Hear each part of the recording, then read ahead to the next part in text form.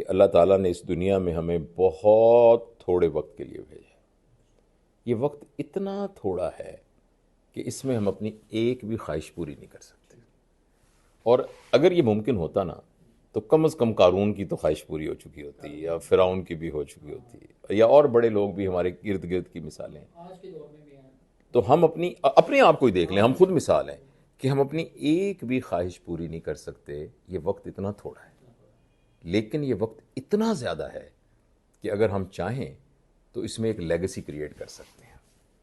ہم کچھ ایسا کام کر سکتے ہیں کہ اس دنیا سے ہم چلے بھی جائیں تو پھر بھی لوگ سمجھیں گے کہ یہ شخص نہیں مرا، یہ فزیکلی مر گیا ہے مگر انٹلیکچولی، ایموشنلی، اسپرچولی ابھی زندہ ہے. اب ہم سب کو دیکھنا ہے کہ ایک بہت بڑا، یہ پوری کائنات نا ایک کینوس ہے بڑا سا جس پہ نا تصویریں بنتی ہیں، اور دنیا میں لوگ آئے بڑے بڑے اور آ کے اس پہ کچھ نہ کچھ تحریر کیا. مثلا نبی کریم صلی اللہ علیہ وسلم دنیا میں تشریف لائے، اس کینوس پہ انہوں نے سب سے خوبصورت ایک تشکیل کر دی ایک دنیا. سقراط آیا، وہ اس نے اپنے حصے کا ڈال دیا، کوئی اور آیا. اچھا، کتنی بدقسمتی کی بات ہو کہ اس پورے کینوس پر ایک نقطہ بھی ایسا نہ ہو جس کے بارے میں کہیں کہ یہ جاوید اقبال نے لگایا ہے. اور ہم اسی طرح جس طریقے سے دنیا میں جتنی بکریاں ہیں ان کی کوئی کنٹریبیوشن نہیں ہے اس کائنات کے. وہ آئی تھیں، آ کے بڑی ہوئیں انہوں نے، اور یہ نہیں کہ کوئی بری تھیں، وہ ٹھیک اپنا کام کر کے چلی گئیں، لیکن اس پورے کائنات کے کینوس کے اوپر ان کا ایک کوئی حصہ نہیں. انسان کو اللہ تعالیٰ نے پوٹینشیل دیا ہے. انسان کا امیر گھر میں پیدا ہونا ضروری نہیں ہے بڑا آدمی بننے کے لیے. بہت سے بڑے لوگوں کی بات دیکھیں گے وہ غریب گھروں میں پیدا ہوئے تھے. ایسے بہت کم لوگ ہیں جو کہ خاندانی امیر تھے. جتنے بڑے لوگ تھے اکثر وہ غریبوں کے گھر میں.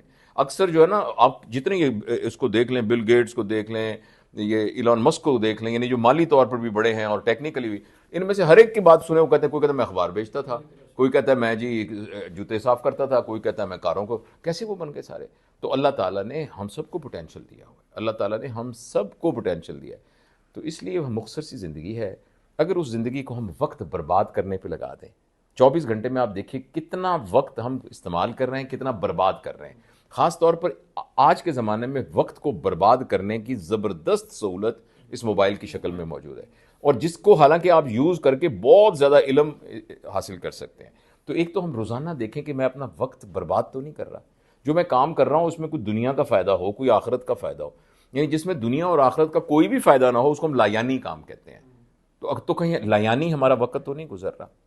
دوسری بات یہ ہے کہ میں کوئی ایسا کام کر رہا ہوں جو لارجر دین لائف ہے، یعنی میری اپنی روٹی کما کے بچوں کو کھلا کے، ان کے علاوہ کوئی ایسا کام بھی ہے جو بنی نوع انسان کو کوئی فائدہ دے رہا ہے. تو یہی میرا مختصر میسج ہے کہ ہمیں اپنی زندگی کا جائزہ لینا ہوگا. ہمیں دیکھنا ہوگا کہ ہم اپنی زندگی کو صحیح استعمال کر بھی رہے ہیں کہ نہیں. اور بچوں کو سمجھانے کے لیے سمپل مثال یہ کہ آپ کے پاس ایک موبائل ہے، اس موبائل کے اندر ایکسل کی فائلیں بن سکتی ہیں، ویڈیو بن سکتی ہے، ایڈیٹنگ بن سکتی ہے، آپ کا ہیلتھ کا ریکارڈ ہو سکتا ہے، آپ کی سب چیزیں ہو سکتی ہیں، اور آپ صرف اس سے فوٹو کھینچتے ہیں اور ایس ایم ایس کرتے ہیں اور فون کال ملاتے ہیں. تو یہ بڑی حماقت کی بات ہے. اللہ تعالیٰ نے یہ جو ہمیں پورا مشینری دی ہے نا، یہ وہ مشینری ہے جس کو استعمال کر کے کوئی جنید بغدادی بن گیا تھا، جس کو استعمال کر کے کوئی ایڈیسن بن گیا تھا، کوئی آئنسٹائن بن گیا تھا، جس کو استعمال کر کے کوئی K2 پہ چڑھ گیا تھا، کوئی ماؤنٹ ایوریسٹ پہ چڑھ گیا تھا، اور کوئی اس کو استعمال کر کے چاند پہ پہنچ گیا تھا.